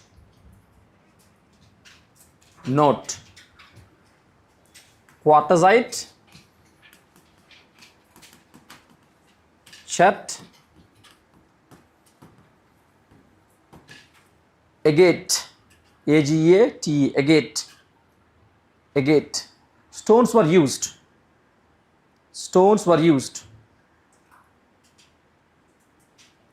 to make the tools. మరి ఈ Palaeolithic man అనేవాడు ఎక్కడుండేవాడు? Where use to live? Did he live in the plain areas or the hilly areas? He preferred to live only in the hilly areas, river valleys. Okay, he did not live in the plain areas because plain areas is suitable when you know the agriculture. They don't know the agriculture. Point number 1. In plain areas, you can't get the stone to make the tools. That's why they prefer to live only in the hilly and river valleys. Write down. Paleolithic man preferred to live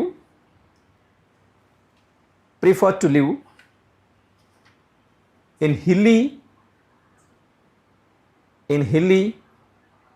areas and river valleys.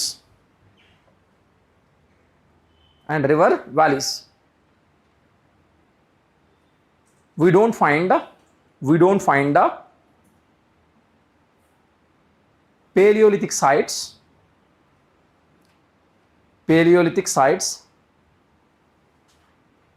in plain areas. Clear? So we need to know about some important Paleolithic areas or sites. Okay? Yeah, take the list. Important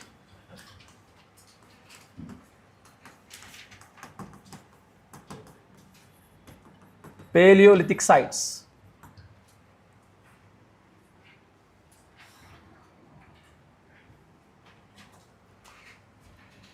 First one, Bolan Valley, right now in Pakistan.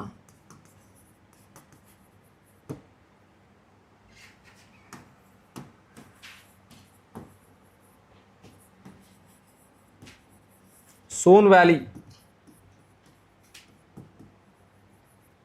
in Punjab.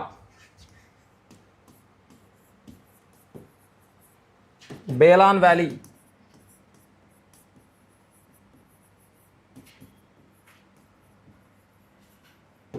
in Uttar Pradesh.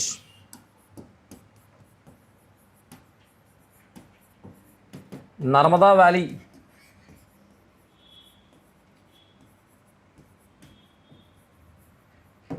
in Madhya Pradesh. Narmada Valley in Madhya Pradesh. Next, Nagarjuna Konda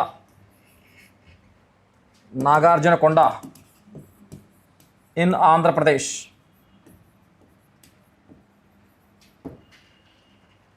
Next, Pallavaram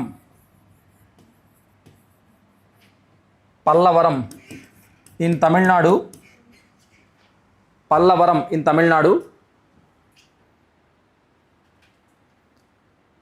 where Robert Brucefoot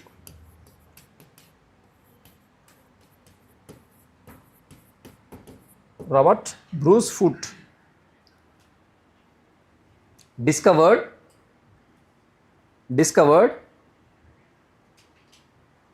hand axe.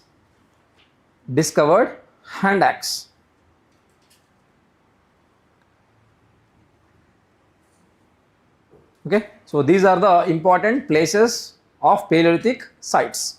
Note.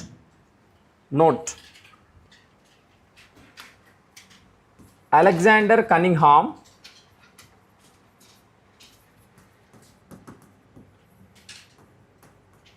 is considered as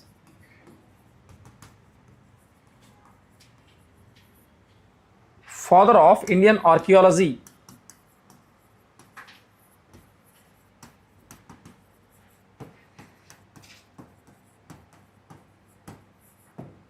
Father of Indian archaeology.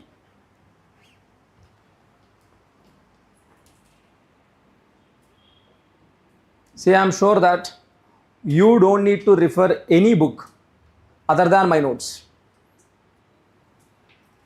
Are you getting my point or not? You don't need to refer NCRTs.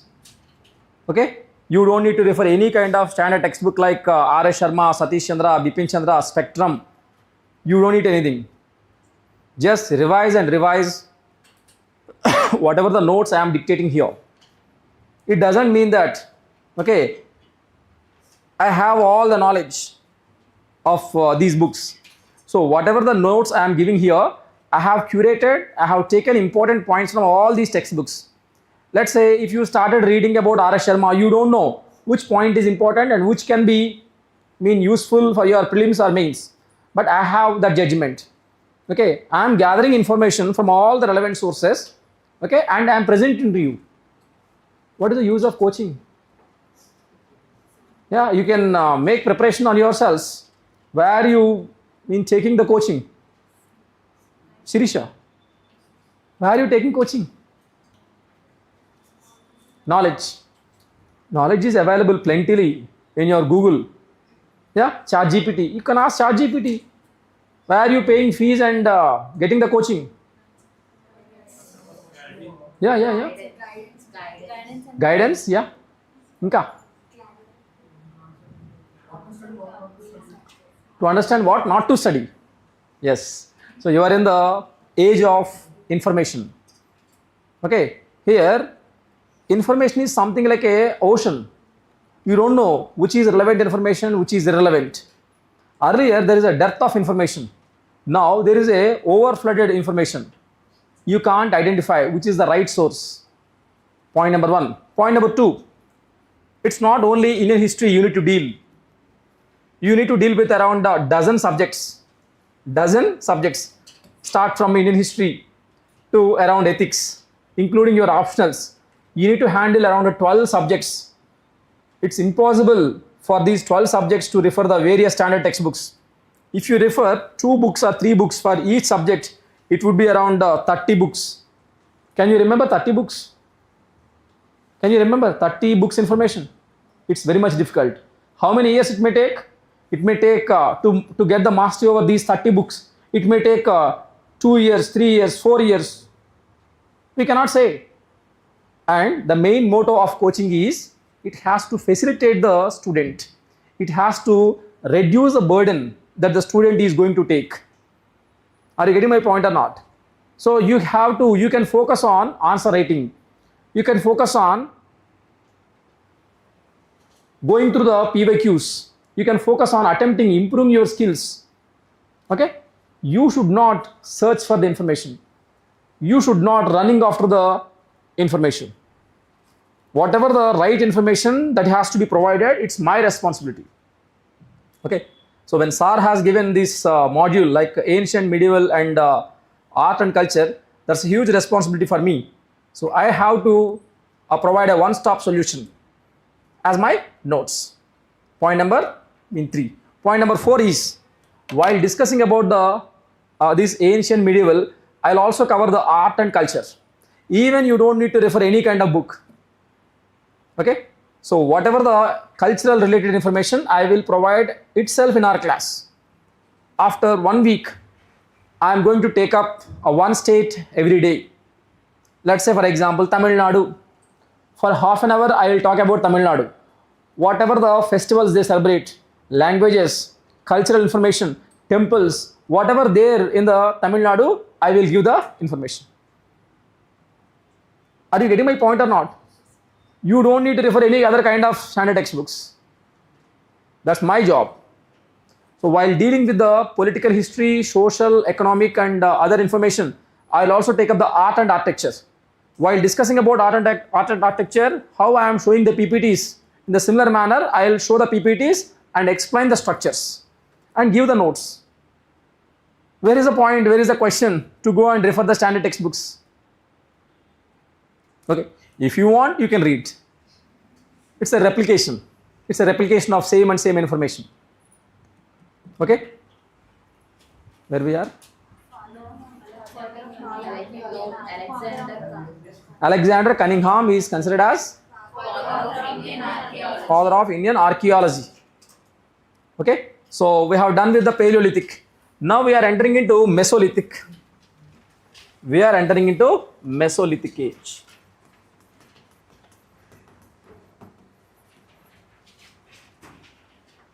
It was started in 10,000 BC. 10,000 BC to 4,000 BC. 10,000 BC to 4,000 BC. Write down. In Greek language,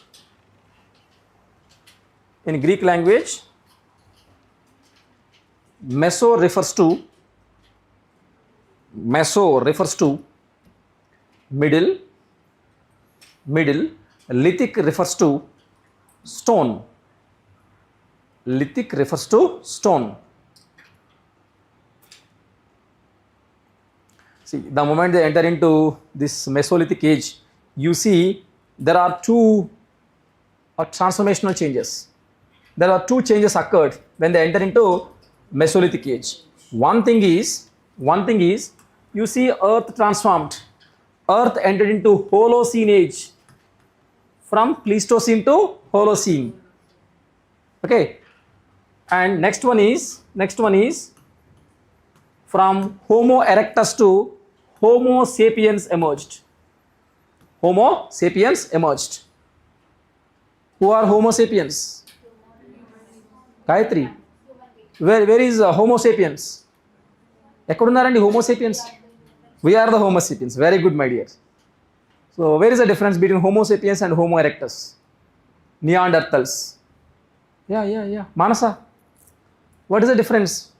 Are you Homo sapien? Yes, now tell me. What the unique quality of Homo sapien?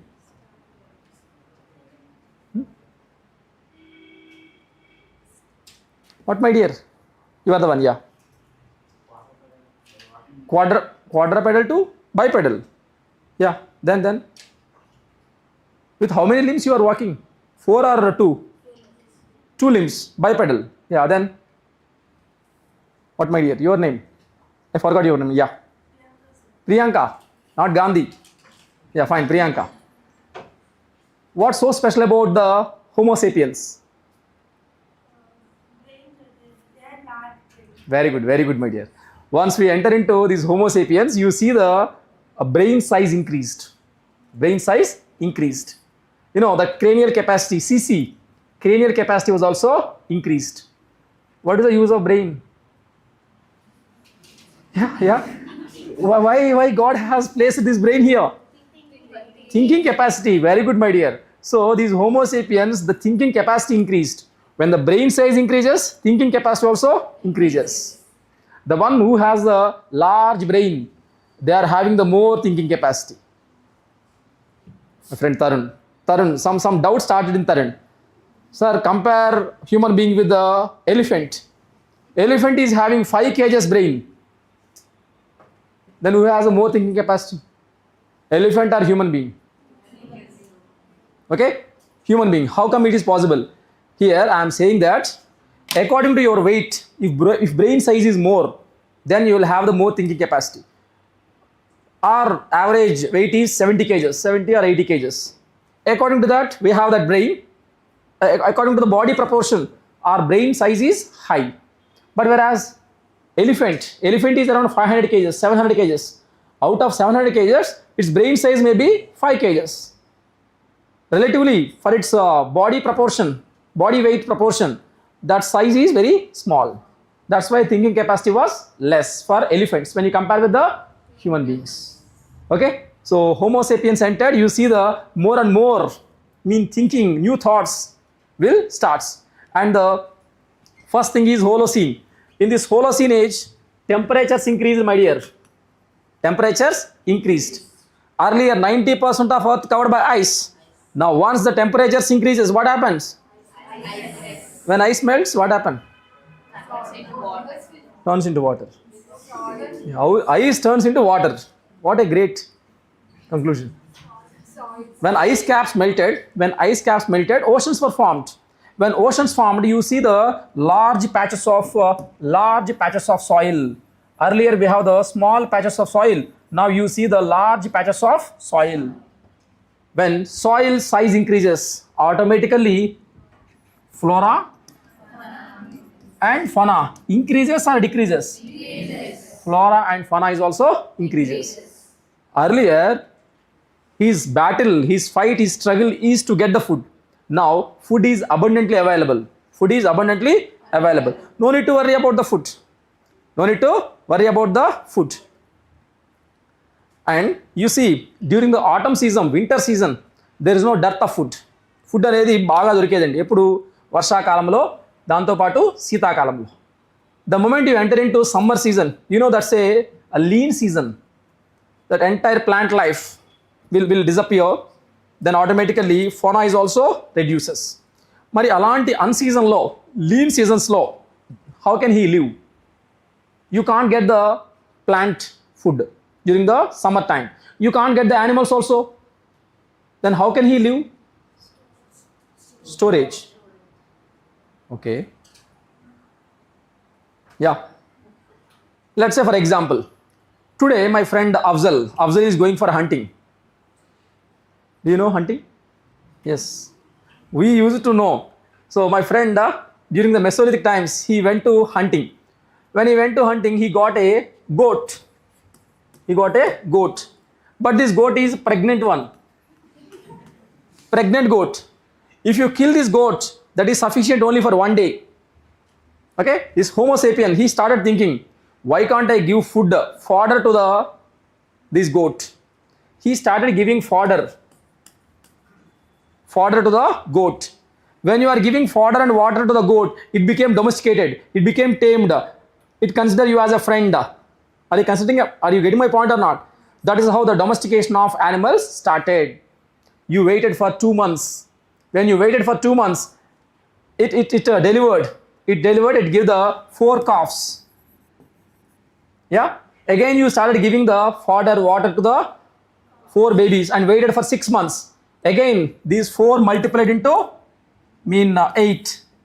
Like that, he started increasing the population of goats. Autumn season, no need to worry. Winter times, you don't need to worry. But during the summer time, that was a lean season. You may not get the plant food as well as the animal food.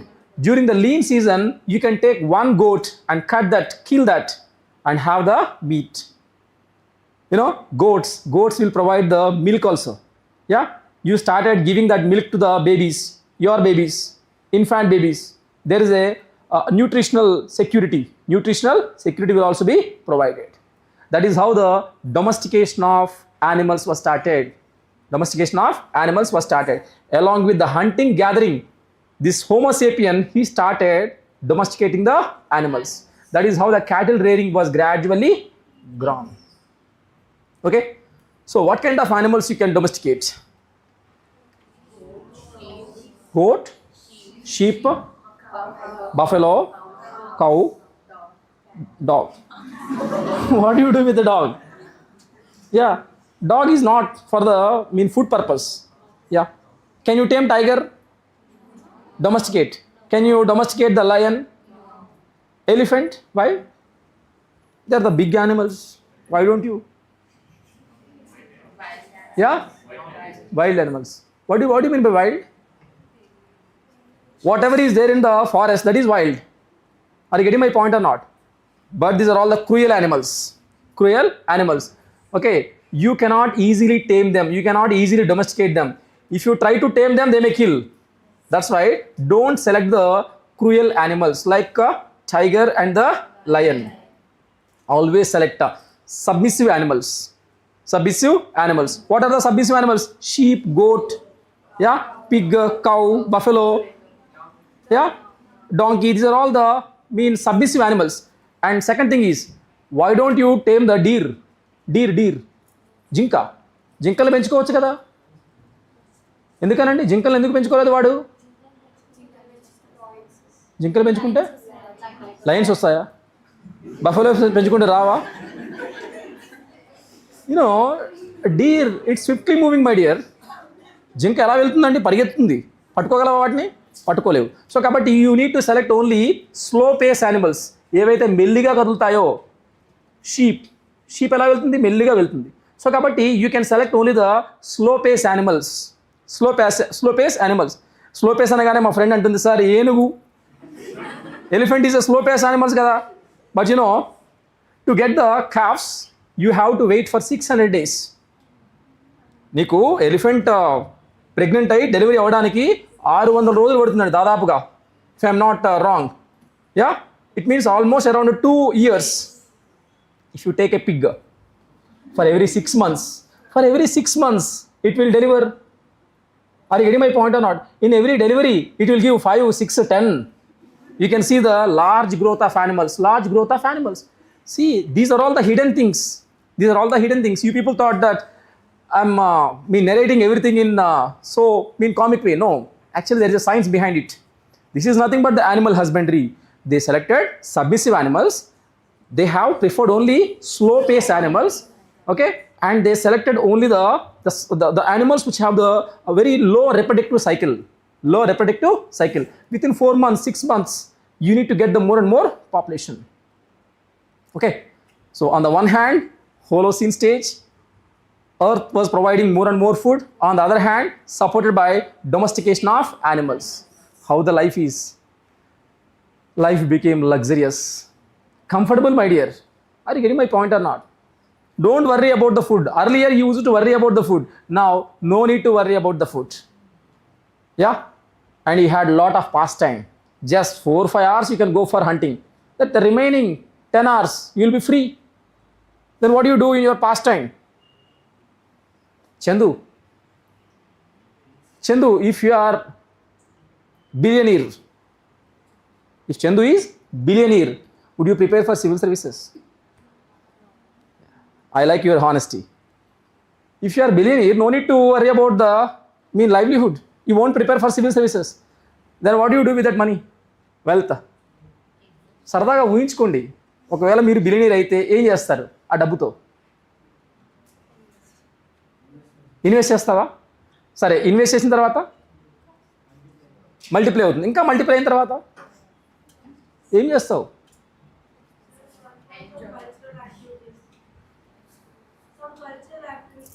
Entertainment. You focus on entertainments. Yeah, here also Mesolithic man, he got luxury, he was comfortable. Don't think about the tomorrow. Then he started focusing on entertainment. By the time his entertainment is painting, he started focusing on paintings. Yeah, 10,000 years ago he painted on the caves of Bhimbetka, Lakdiyar. They are still surviving. Now he need a canvas to paint. Where is the canvas? Canvas is the walls, roofs of the caves where he lived. వాడు ఎక్కడైతే నివసిస్తున్నాడో ఆ నివసించేటువంటి గుహల యొక్క గోడల పైన, floor పైన, roof పైన, వీటన్నిటిపైన కూడా వాడు క్యాన్వాస్గా తీసుకున్నాడు. Then what about the painting? Where you can get the painting? Asian paints, Nerolac paints. Yeah, he has taken some leaves, flowers. Yeah, there were some stones, my dear, like hematite stone. If you powder that hematite stone, you can get the red. If you powder the limestone, you can get white. if you powder the chalcedony, you can get the green. So like that, red, white, green, yeah, different types of powders are available. Now you have to make it as a paint.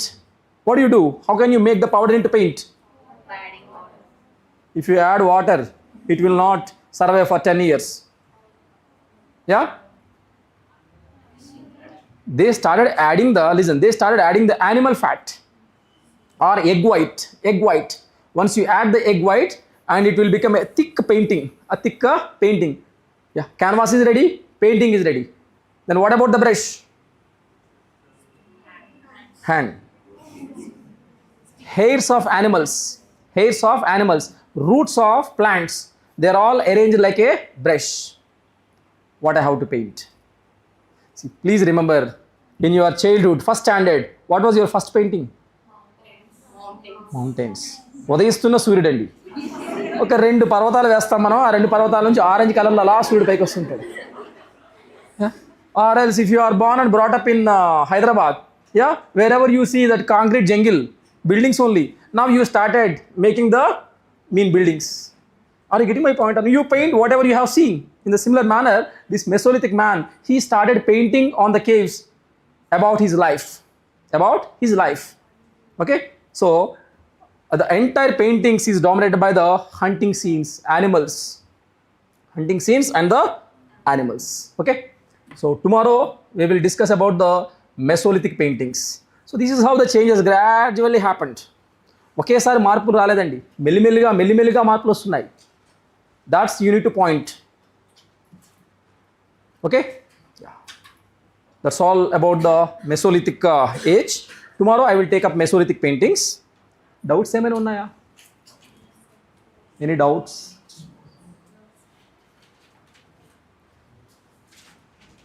Shall I continue the same pace? ఇదే face continue చేయొచ్చు కదా, ఇబ్బంది ఏం లేదు కదా మీకు? Yeah, thank you so much.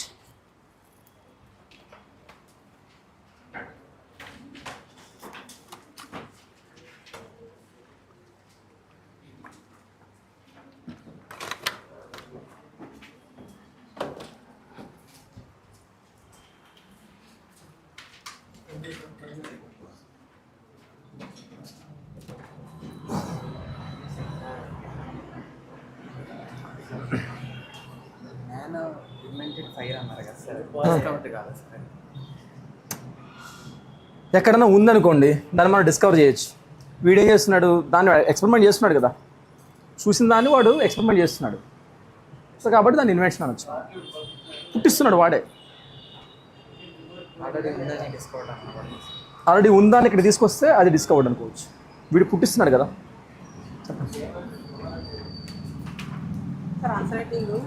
Online వాళ్ళు ఎలా అప్రోచ్ అవ్వాలని అడుగుతున్నారు సార్. ఆన్లైన్ వాళ్ళు క్వశ్చన్ ఇచ్చి మేము రాసి చూపిస్తున్నాం కదా, ఎలా అప్రోచ్ అవ్వాలని అడిగారు. ఆన్లైన్ వల్ల అడిగారా మనల్ని క్వశ్చన్? అక్కడ మనకు అడిగారంట. నాకు ఒక అబ్బాయి ఫోన్ చేసి అడగమని చెప్పారు సార్. సార్ మీరు అడిగారు, సో మీరు బుక్ చేస్తున్నాను. ఒకసారి నేను తిరుమల సార్తో మాట్లాడతాను, దానికి వేఅవుట్ ఏంటన్నది ఒకసారి చూద్దాం. సార్ వరల్డ్స్కి పోస్టల్ గురించి చెప్తారా, అది చెప్పరా? చూద్దాం. యాజ్ ఆఫ్ నో వెళ్తుంది కదా, ఇది వెళ్తారు. ఓ